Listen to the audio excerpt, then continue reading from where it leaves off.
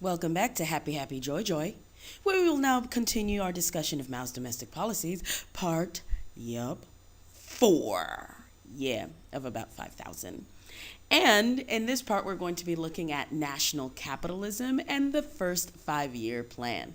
People really like 5 years. Remember our learning objectives here, which include understanding the ideology, practical bases for these policies, as well as their success. Here we go. So, national capitalism in the first 5 year plan. I'm assuming you understand that what a 5 year plan is. But if you don't, I will tell you. It's a plan that lasts, yep, 5 years. I know. It's amazing. But national capitalism is essentially the government starting to take over control of the economy. So national capitalism lasts from 49 when the republic is declared to 52 when the first 5 year plan is established. And the purpose of national capitalism was for the government to start beginning controlling more aspects of the industry. And this was going to set up the plan, the situation that will allow the first 5 year plan to be implemented and be successful.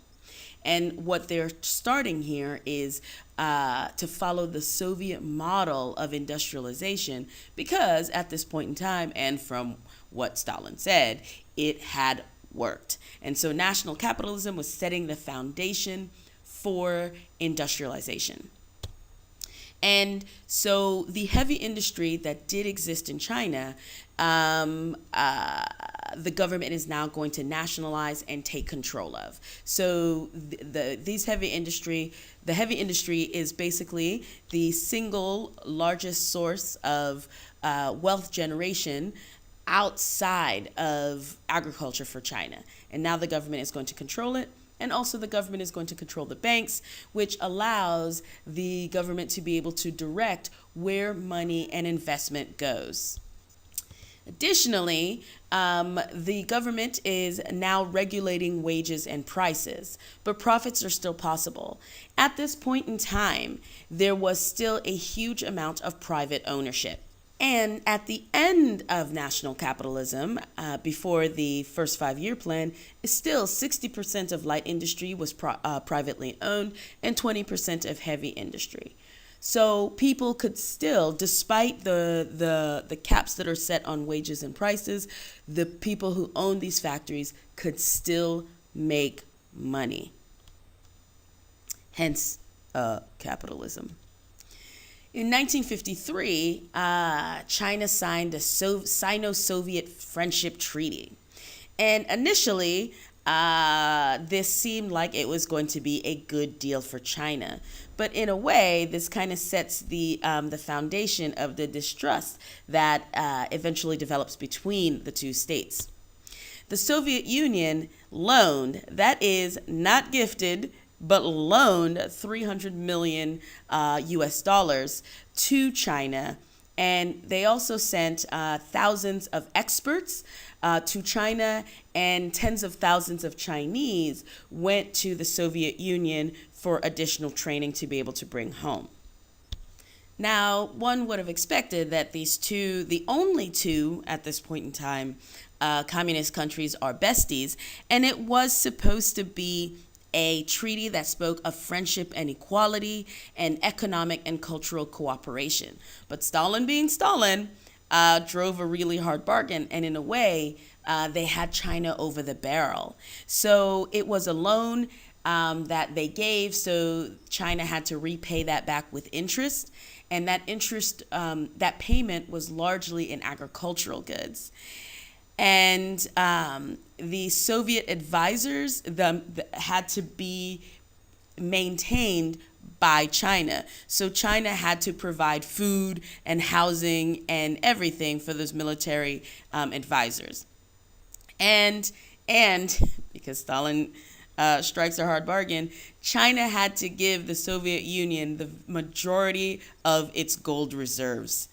It reminds you of something else Stalin did. in terms of gold.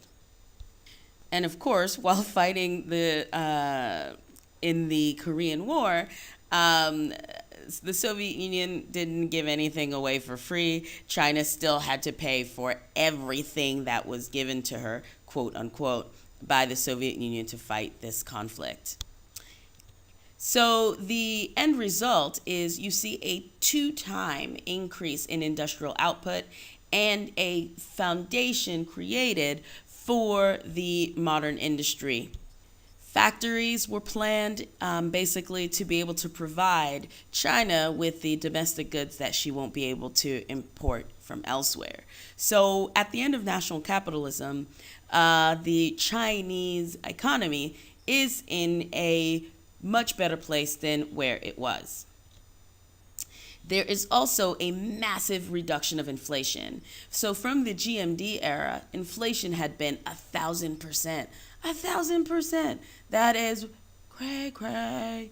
And by 1952, the government is able to reduce that inflation to 15%. And this means a massive material increase in quality of people's lives. Their wages go further, and they can better afford their lives. But we got to do some evaluation. So one of the reasons why this national capitalism was so successful is because the foundation of it had already been put in place by the GMD. The GMD created something called the National Resources Council, and what they had been doing was establishing industrial investment policy. And in that time, they had a lot of managers and about 200,000 people working for this Resources Council. So when Mao goes to implement national capitalism, a really large percentage of those people who worked for the NRC had not left China. So he already had a workforce who knew how to implement all of this and who already knew the ins and outs. Additionally, that massive cut in inflation was a result of cutting in government spending. So this really helped to reduce the amount of money that was kind of being printed and put out there. And they raised taxes on urban dwellers, again, reining in some spending and cutting down on inflation. And then, of course, they replaced that greatly inflated currency previously, and with a new currency called the RMB, or the yuan. So the RMB that you know of today. The other thing that really, really helps is during this point in time, between these years, you have a massive urbanization. It doubles to almost 100 million. And so what this means is that they have a workforce that is already there and ready to be funneled into industry. So once we finish this process of national capitalism, we move into the first 5-year plan, which lasts from 1953 to 57. Now, one of the things to keep in mind, and remember what else is going on at the same time, is in 1954, we have the Constitution and the establishment of a single-party state. Now, this first 5-year plan brings to end the first stage of the revolution.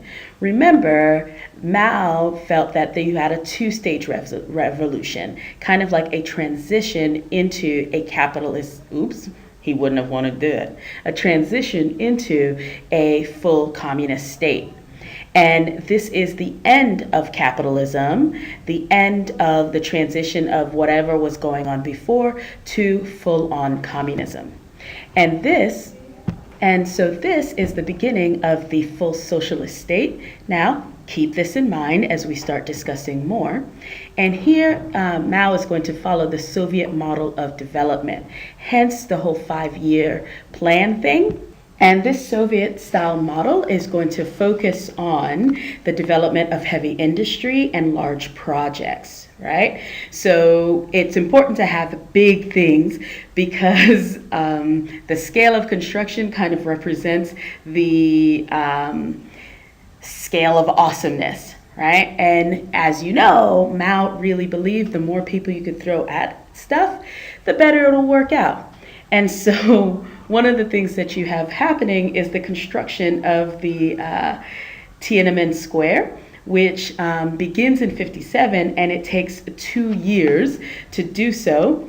Again, these big projects kind of, again, like Tiananmen is going to represent the awesomeness of the communist state, and it is also right close to the Forbidden City. And so that is just kind of like, I don't know, awesomeness personified. And then the other thing is that this Tiananmen Square is massive because Mao wanted to make sure that it was bigger than the Soviet Red Square. Also at this time, you have huge bridges and canals and dams being constructed, and a lot of this was actually done by hand. Mao either didn't have the money for machinery, didn't want to use machinery, he wanted to show the people doing the work. So the ultimate goals of this first 5-year plan was to speed up Chinese industrial growth, to nationalize all private industry. So at the end of the national capitalism, you still had quite a bit of private ownership left. And now, during this 5-year period, that was to be eradicated. This was also to generate domestic investment in industry. So in the first period, the national capitalism, he had the government to control of the banks, and this meant that they had extra money to be able to invest. The government also cut spending, the government also cut inflation, and all of this actually means that there's more money to invest. The ultimate results was that the peasants were receiving low pay for grains. So this was also important in terms of Mao taking control, providing like controlled measures for the distribution of agricultural products. So the peasants are receiving very low pay for grains, and so this is possibly one of the reasons why they weren't putting it all to market. You have the development of heavy industry instead of consumer goods. We've spoken about this previously. There are benefits and there are costs to focusing instead on heavy. And you also have the development of infrastructure just to link distant and resource-rich areas to the industrial centers. And this was really important because China is massive, and China also had a very limited road and railway system. And you need to be able to bring the iron or the coal from where it's being mined to where it's actually going to be used. The other thing about this is while the infrastructure is being built, this also allows for better government control of distant areas.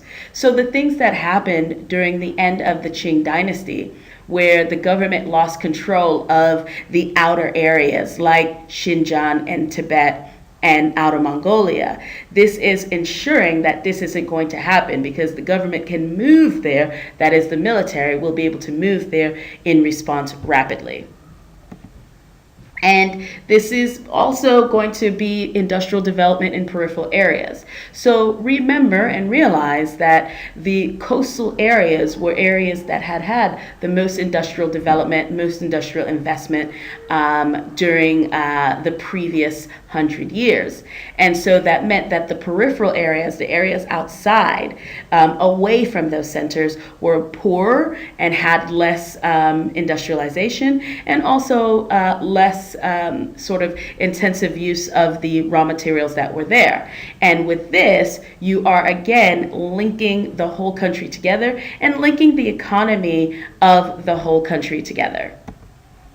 we have a massive increase in the domestic production of industrial goods. So this is good for China because this means that what little money she does have is not being sent outside of the country to buy manufactured goods. Cheaply produced goods can be made within the country to provide for consumer and industrial needs. And at this time, in the first 5-year plans, the managers used to be the former owners of these factories. So in nationalizing, now the government owns it, but they kept the managers in place because the managers knew how things were to be run. And so now the managers are going to still receive a portion of the profits. Since profits are possible, this means that the managers are going to manage well and encourage people to work hardest and be efficient. However, there is little investment in agriculture. And as from the previous video, you see what the impacts of this are.